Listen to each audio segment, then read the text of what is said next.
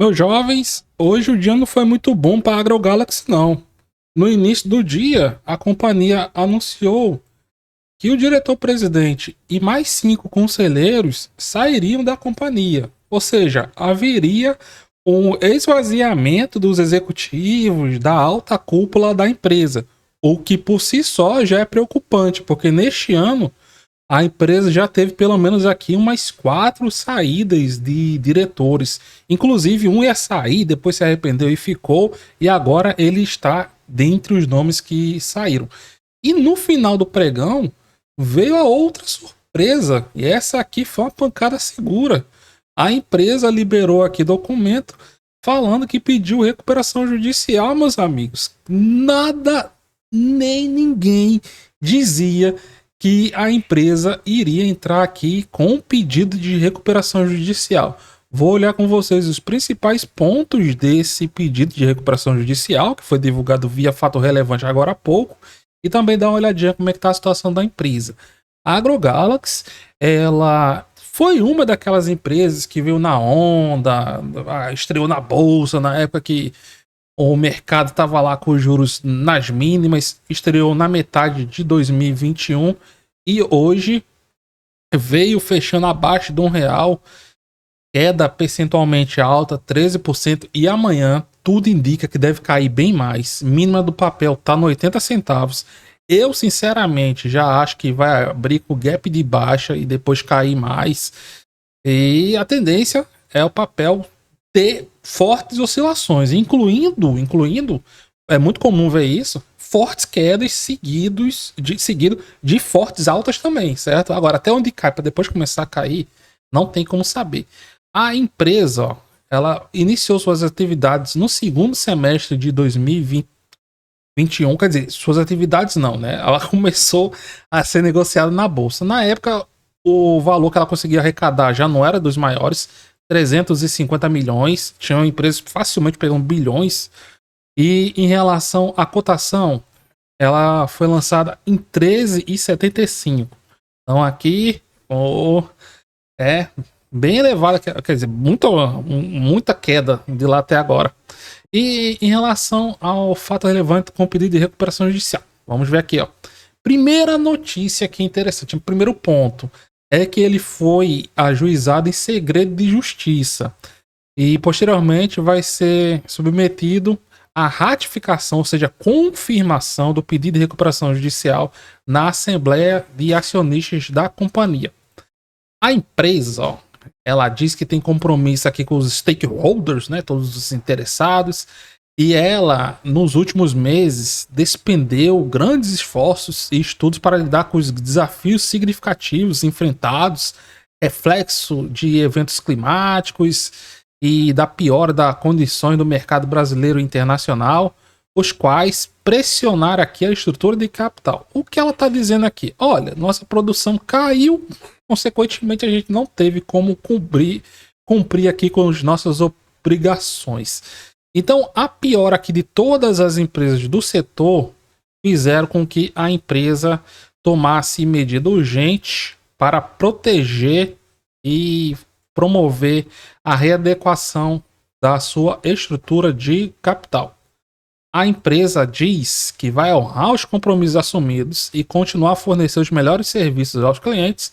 E o pedido de recuperação judicial busca proteger a companhia e suas controladas para dar continuidade aqui para a prestação dos seus serviços.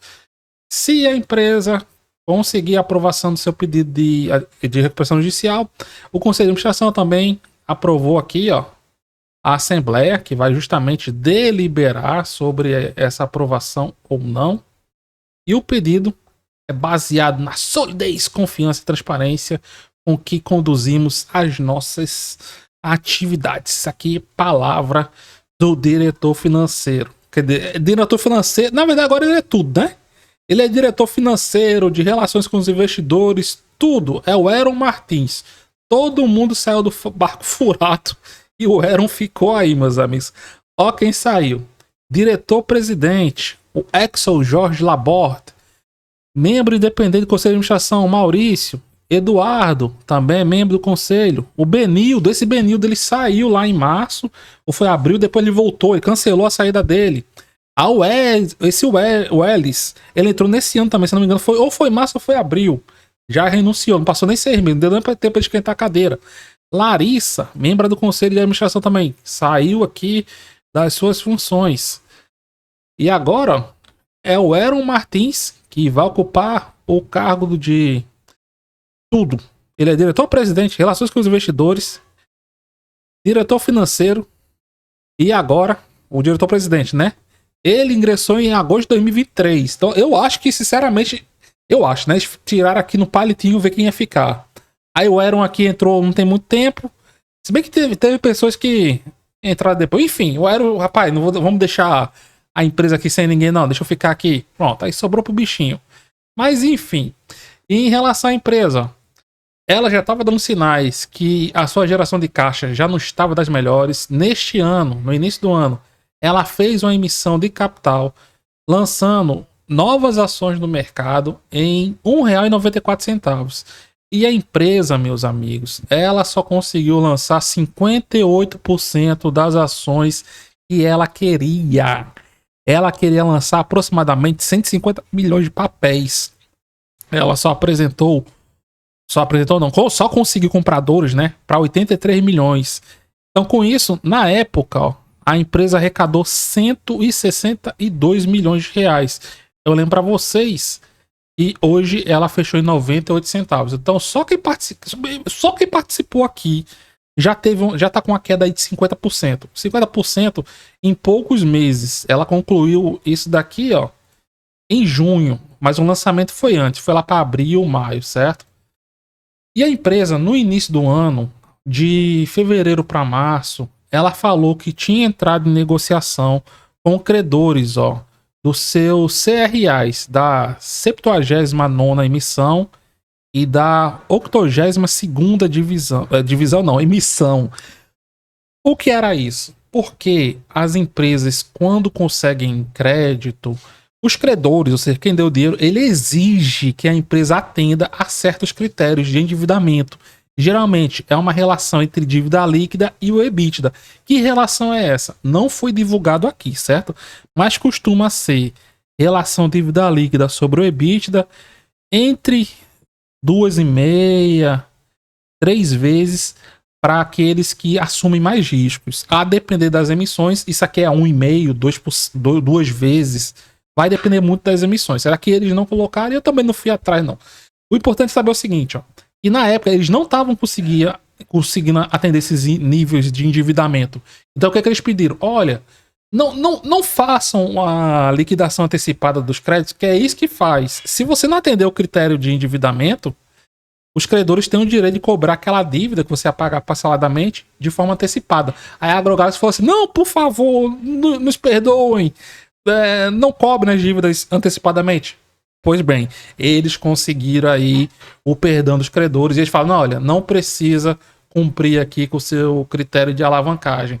Só que agora, dessa vez, ela não conseguiu, certo? O que está acontecendo aqui com a AgroGalaxy?